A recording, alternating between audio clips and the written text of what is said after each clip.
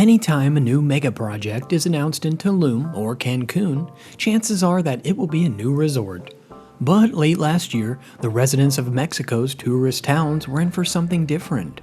The country recently inaugurated a train line so unique that Mexico's president proudly calls it the greatest construction project in the world. The Maya train, or Tren Maya, is an immense engineering feat that snakes through the Yucatan Peninsula, covering a distance of over 950 miles from the archaeological site of Palenque to Cancun Airport to the border with Belize. Along the way, it passes through ancient ruins, famous tourist towns, and a pristine biosphere reserve.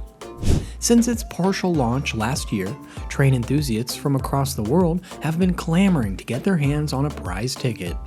But at the same time, many others have been protesting the construction, calling it the mega project of death.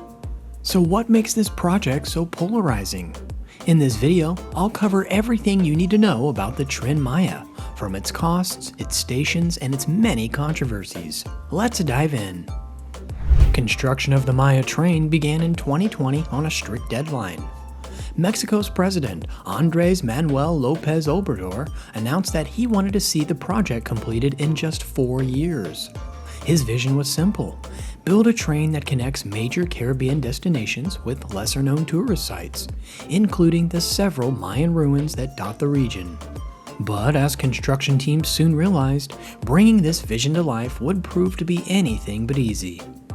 For one, the ambitious mission would require a total of 42 trains, capable of ferrying up to 3 million passengers a year. To make matters worse, creating these complicated routes would involve building through thousands of acres of dense forest land and on top of several underground caves, or cenotes. As a local environmental NGO member put it in The Guardian, it was like building a railway line on a block of Swiss cheese. To deal with this challenge, teams would have to build long viaducts to elevate the train line above the ground. This has proved to be especially challenging in the stretch connecting Cancun and Tulum, which has a number of cenotes and underground rivers.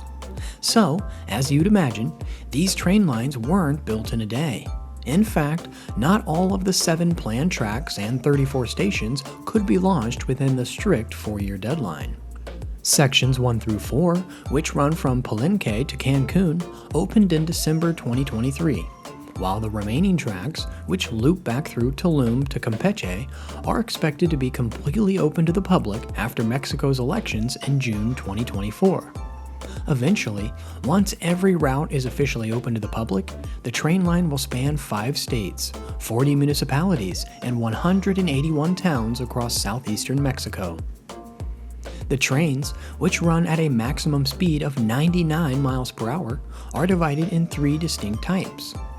The first standard train service, called Xianbal, is best suited for short trips.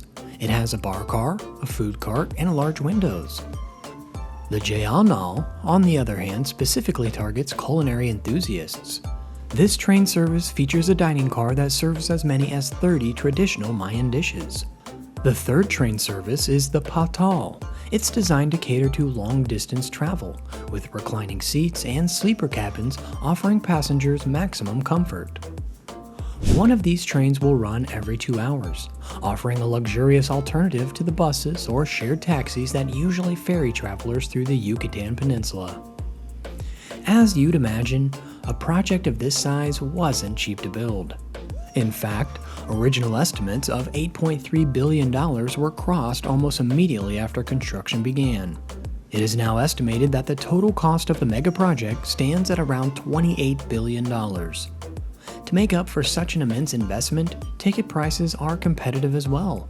One of the longer routes passengers take, from Palenque to Cancun's newly built airport, costs approximately $120 for a tourist ticket and $200 for a premier ticket.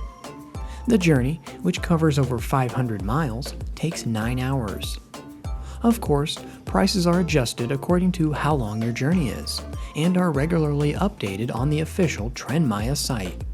Tickets can be bought on the website as well, but must be booked well in advance, especially for some of the more popular routes.